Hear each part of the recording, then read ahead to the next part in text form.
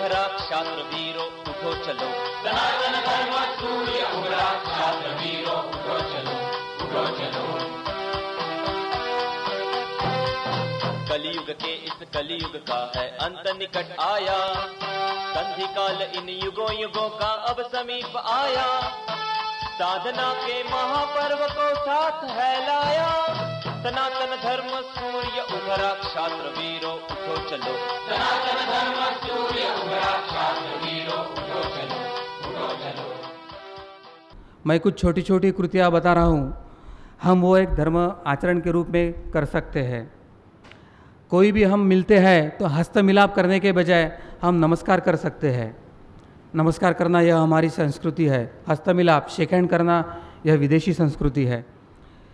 हमारा जन्मदिन हम मनाते हैं, विदेशी संस्कृति के आक्रमण की वजह से हम तारीख अनुसार, जन्मदिन के अनुसार जन्मदिन मनाते हैं, मगर हमारा धर्म हमें कहता है कि आपका सही जन्मदिन वो जन्मतिथि के दिन होता है। तो हमारी जन्मदिन नहीं, हमारी जन्मतिथि होती है, यह हमें स्मरण रखना है।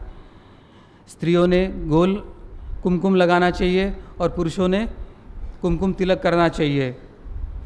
केवल किसी मंगल अवसर पर भारतीय वेशभूषा नहीं, तो सदा के लिए हम भारतीय वेशभूषा का स्वीकार करें।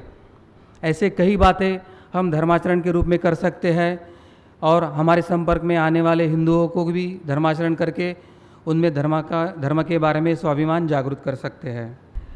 अब हिंदू राष्ट्र की जो हमें स्थापना करना है, तो इस स्थापना करने के लिए आज के राजनेता पात्र है क्या?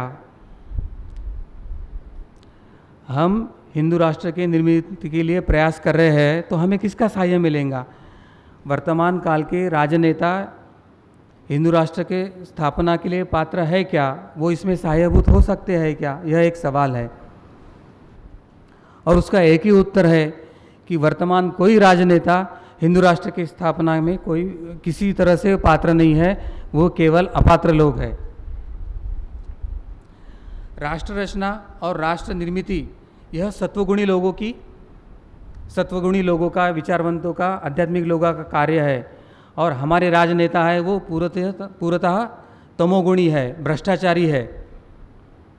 उन्हें अमर्याद सत्ता की लालसा है, मगर राष्ट्र निर्मिति, हिंदू राष्ट्र निर्मिति के लिए त्यागमय, निस्वार्थी एवं प्रसिद्धि की लालसा न होने वाले कार्यकर्ता ही हिंदू राष्ट्र की स्थापना के लिए पूरक हो सकते हैं।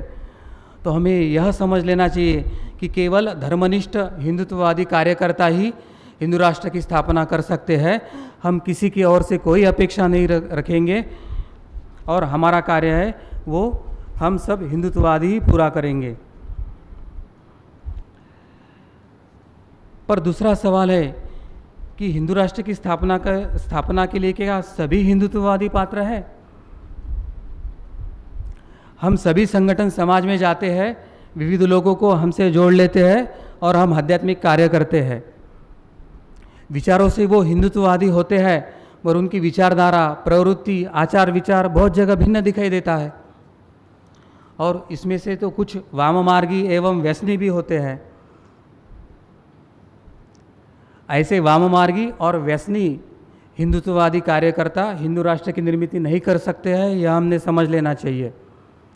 ऐसे लोगों को हम इकट्ठा करके भीड़ तो जुटा सकते हैं, मगर इससे हिंदू राष्ट्र की निर्मिति नहीं होने वाली है, यह हमें समझ लेना चाहिए। एक तत्व है, ईश्वर भक्त की सहायता करता है, ईश्वर केवल भक्त की सहायता करता है, यह तत्व हमें समझ लेना चाहिए। पुणे के पास नारायणगांव के परम पूज्य काणे महाराज ने एक बात बताई है कि आप एक बात ख्याल में रखो, राष्ट्र अगर आपातकाल में है या पारतंत्र में है, ईश्वर आपकी सहायता के लिए नहीं आएगा, मगर किंतु ईश्वर का भक्त अगर आपातकाल में है, वो संकट में है, तो ईश्वर आपकी सहायता के लिए दौड़ेगा। अब हमारा संकल्प, हमारी पहल हिंदू राष्ट्र की निर्मिति की है और अगर हम भक्त है तो इस कार्य में जो आने वाली बाधा है, संकट है, उसके लिए भगवान दौड़ के आने वाले हैं, मगर उसके पहले हमें भक्त बनना है, यह समझ लेना है।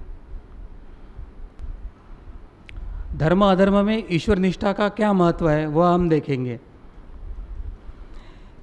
भगवान श्री रामचंद्र को जब लंका पर आक्रमण करने का समय आया तब उन्होंने वानर सेना जुटाई थी, मगर एक बात हमें याद रखना है कि यह सब वानर सेना थी, वह उनकी भक्त थी और उन भक्तों के संगठना सेना निर्माण कर भगवान श्री राम ने लंका पर विजय प्राप्त की थी। आद्य शंकराचार्य इन्होंने भी ऐसा ही कार्य किया है। सहस्त्रों कापालिक यानी अघोरी विद्या, स्मशान में साधना करने वाले एक संप्रदाय, वो प्रतिदिन अनेक मनुष्यों का वध करके उनका शरीर, पार्थिव शरीर भगवान को चढ़ाते थे। उस वक्त साधकों का संगठन कर आद्य शंकराचार्य जी ने भी सेना का निर्माण किया और इन कापालियों का वध करके उनका नाश किया। राष्ट्रगुरु समर्थ रामदास स्वामी इन्होंने छत्रपति शिवाजी महाराज अनेक इस्लामी राज्यकर्ताओं के साथ लड़ रहे थे, तब इनके पास आने वाले भक्तों को उन्होंने बताया कि आप छत्रपति शिवाजी महाराज के सेना में दाखिल हो जाए, और यह सब भक्त और ईश्वरनिष्ठ सेना उनके साथ कार्य करती थी और संतों का आशीर्वाद और भक्ति के कारण ही उनको एक अद्वितीय ऐसा यश मिला।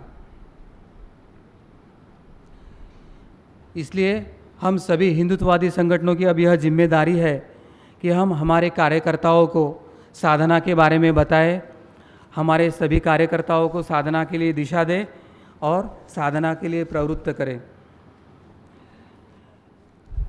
इतना ही नहीं तो हमारी जब साप्ताहिक बैठकें होती है तो उसमें आप कुछ समय निकाल के हमारे कार्यकर्ता साधना कर रहे हैं या नहीं, इसका ब्यौरा भी लीजिए।